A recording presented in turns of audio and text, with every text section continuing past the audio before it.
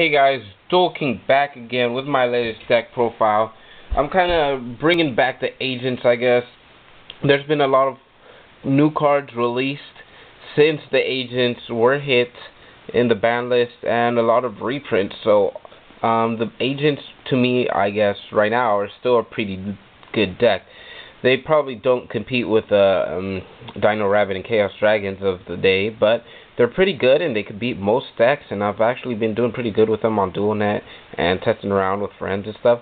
So I'm going to go over the changes from the traditional agent build from last year, and over some options you can do in the side extra deck, and like the side deck, I guess. So start off, you have triple Hyperion, obviously the big daddy of the deck. No need to question that. So double tour guide.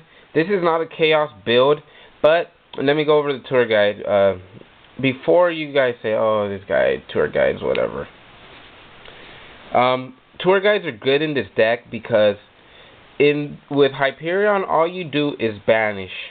You banish your monsters from the grave, destroy one, pop one, blah blah blah. If you get tour guide in a little bit after, you can recoup that monster, get that Venus back, or you can get your Earth back and go for another Synchro, another Exceed.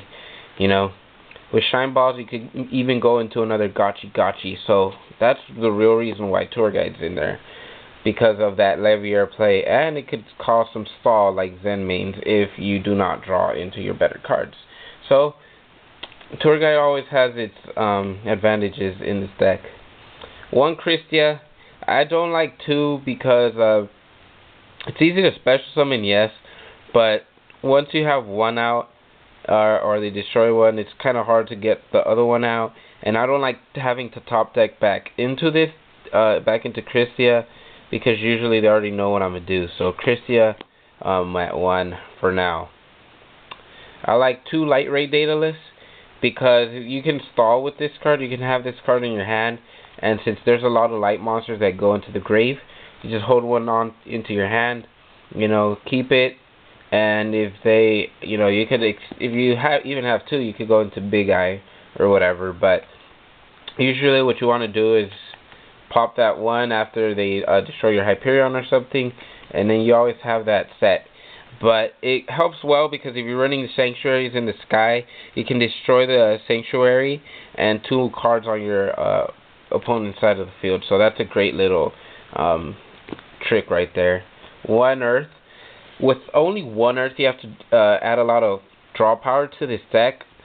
A lot of cards that let you draw and add consistency, and it's great because Earth isn't really the main card of the deck. It's Hyperion and Venus, and Earth just lets you search for those. If you ever have played agents before and you draw into more than like one of these, it kind of sucks before if you drew 2 or 3, because you just search for the same guys unless you had Sanctuary in the sky on the field, which not many people ran. So just a lot of draw power. Triple Venus, obviously we know what that does. Summons these little suckers out. I run 2 Jupiter just for low force, and they're big beaters, I guess, and they can increase attack. So even if you don't have a Hyperion or a Venus, you could banish another monster, another Light Fairy, like even if you drew a dead Shine Ball, you could banish that out and get your you have a tour guide with this Levier and keep going back into that little miniature loop. So that's why I run it. 1 Raikou, it lets you put those cards in the grave for Daedalus and for Hyperion, and even for Christia sometimes. So that's what I find is really good about Raikou. He's a great card, great staller, and he's a light. So I run 1 Veiler and 1 Herald of Orange Light. I don't run more than 1 Veiler because he's a spellcaster. I wish he was a fairy, but he's a spellcaster. And with the level 2 Herald, you get options of tuning, as well as you get the same Veiler effect pretty much. And I like it because it gives you variety, 1 of each. And you can go into Christia, you can go into Hyperion better with only 1.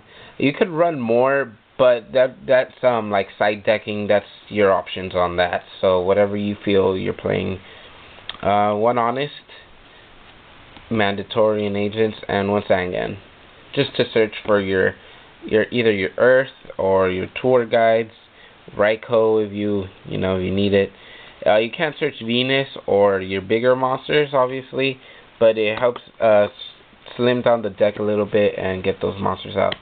There's 3 darks in here, but no BLS, just because you don't really search into them as much. So those are the monsters.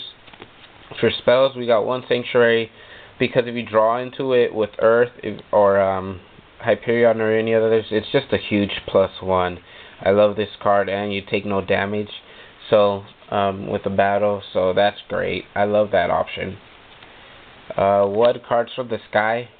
It's like the Allure of Darkness from in the deck, but it helps really well when you draw. All you draw is like a dead Shine Ball, and you just banish it, or you draw a dead Jupiter, banish, draw 2. It's really good in first turns. Triple Duality, because the deck was slowed down a bit without that searching ability. Now you need to duality go into your better monsters.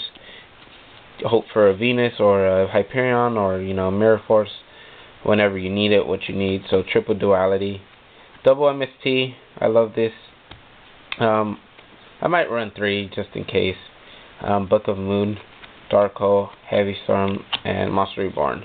Obviously staples, we all know what they do. Solemn Brigade, helps you stall a little bit, stops their summons, so that's always great. 2 Fiendish Chains, I love this. Negates effects and all that crap, so lets you go off a little bit.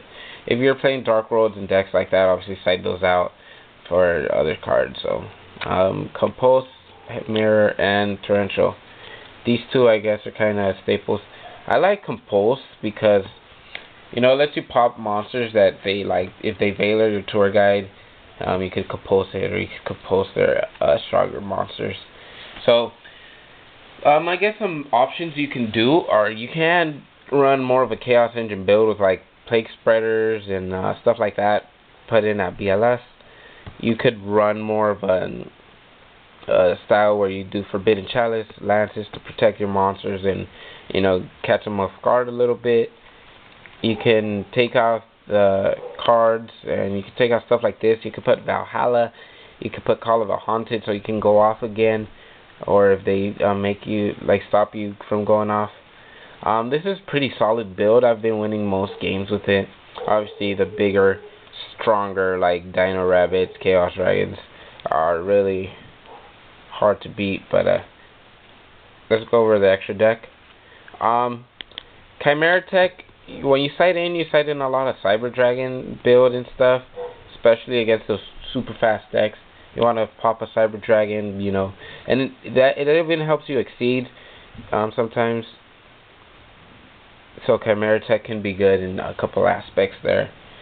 Since you are sinking a lot, Black Rose, Miststorm, Brio, Catastor. You can. I don't have a TG Hyper Librarian. My friend's borrowing it right now, but you can go into that 5. Gotchi, Levier, Acid Golem, Leviathan, Utopia.